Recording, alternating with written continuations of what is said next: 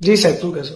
આજે અમારી નાયબ કલેક્ટર પ્રાંત ચોટીલાની ટીમ અને મામલાદાર થાનગઢની સંયુક્ત ટીમ સાથે થાનગઢ ગુગલિયાણા ગામે આવેલ કેશવ કોલ ઇન્ડસ્ટ્રીની ઓફિસની અંદર આકસ્મિક તપાસણી કરતા તદ્દન ગેરકાયદેસર રોયલ્ટી જે પાસ છે એ પાસ 774 છે એ મળી આવેલા છે.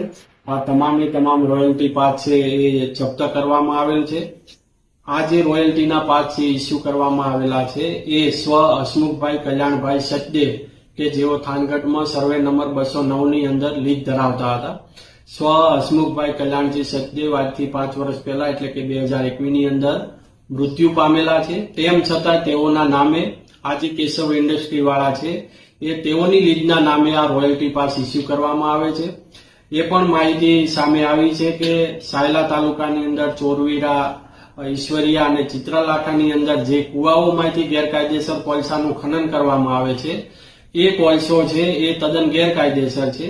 એને કાયદેસર કરવા માટે, વેચાણ કરવા માટે અત્રેથી એ રોયલ્ટી પાસ ઇસ્યુ કરવામાં આવે છે, જેથી ગેરકાયદેસર માલને કાયદેસર ફેરવવાનું જે એક કૃત્ય છે એ કૃત્ય પણ આ જે કેશવ કોલ ઇન્ડસ્ટ્રીના માલિક કૌશિકભાઈ ઘનશ્યામભાઈ જાદવ અને રાકેશભાઈ ઘનશ્યામભાઈ જાદવ આ ઓફિસની અંદરથી એ ચલાવતા હતા. સાથે સાથે ત્યાંથી જથ્થો પણ મળી આવેલો છે, મશીનરી પણ મળી આવેલ છે, જેમાં લોડર છે, જેસીબી, ડમ્પર છે, કાર્બોસેલના ક્રશર પ્લાન્ટ છે અને કાર્બોસેલ છે.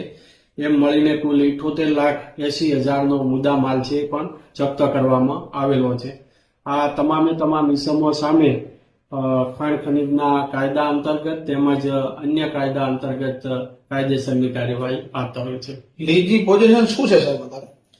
થાનગઢ મૂળી વિસ્તારમાં જે પણ કોઈ 31 એટલે કે 31 જે કાર્બોસેલની લીજો આવેલી હતી એ તમામે તમામ લીજોમાં કોલસો ક્યારનો પૂરો થઈ ગયેલો છે. માઇનિંગ પ્લાન મુજબ અત્યારે કોઈ કોલસો લીજોની અંદર છે નહીં અને લીજો છે તમામ બંધ હાલતમાં છે અને રદ કરવા માટે રિપોર્ટ કરેલો છે.